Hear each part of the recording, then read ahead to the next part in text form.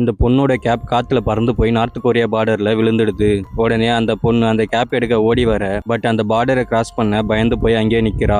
இத்தனைக்கும் அங்க இருந்த சோல்ஜர் ஒருத்தர் கேப் எடுத்து கொடுக்க, பட் அந்த பொண்ணு கேப் வாங்க பயப்படுறா. உடனே சவுத் கொரியால இருக்க சோல்ஜர் வந்து கேப்பை வாங்கி அந்த பொண்ணு கிட்ட கொடுக்குறா. அந்த பொண்ணு அந்த கேப்பை வாங்கிட்டு போயிட, சடனா South Korea soldier North Korea சோல்ஜரை பார்த்து காரி துப்புறான். பதிலுக்கு நார்த் கொரியா சோல்ஜரும் காரி துப்ப, இப்படியே இவங்க ரெண்டு பேரும் மாறி மாறி காரி துப்பிட்டு முறைச்சி பார்த்துன்னு இருக்காங்க. சடனா ரெண்டு பேரும் சிரிக்க ஆரம்பிக்கிறாங்க. அங்க இருந்து எல்லா சோல்ஜரும் சிரிக்க, ரெண்டு பார்டர் சோல்ஜரும் மறைச்சிட்டு இருக்கும் போது சடனா ரெண்டு பேரும் சிரிக்க, இந்த சிரிப்புக்கு பின்னாடி ஒரு பெரிய சம்பவமே இருக்கு. கொஞ்ச நாளைக்கு முன்னாடி South Korea soldier North Korea பார்டர்ல வரும்போது கன்னி வெடி மேல காலை வச்சிடறான். அந்த சோல்ஜர் என்ன பண்றதுன்னே தெரியாம காட்டுல அப்படியே சிலையாகிடுறான். கொஞ்ச நேரத்திலே அவனை நோக்கி ஏதோ ஒன்னு வரத்தை பார்த்து இவன் கன் எடுத்து எய்ம் பண்ணி பார்த்துன்னு இருக்கும் போது சடனா அங்க ஒரு நாய்க்குட்டி வருது. இந்த நாய்க்குட்டியை பார்த்து ரிலாக்ஸ் ஆக சடனா நார்த் கொரியா சோல்ஜர் அங்க வரான். இவன் உடனே கன் எடுத்து நார்த் கொரியா சோல்ஜரை எய்ம் பண்ற, சடனா பின்னாடி இன்னொருத்தவன் வந்து சவுத் கொரியா சோல்ஜரை லாக் பண்ணிடுறான். நார்த் கொரியா சோல்ஜரை சவுத் கொரியா சோல்ஜரை கீழே தள்ளி விட ட்ரை பண்ண, இப்போ சவுத் கொரியா சோல்ஜர் சொல்றான், நான் கன்னி வெடி மேல காலை வச்சுட்டு இருக்கேன்னு சொல்றான். இதை கேட்ட நார்த் கொரியா சோல்ஜர் பயந்து அங்கிருந்து கிளம்ப,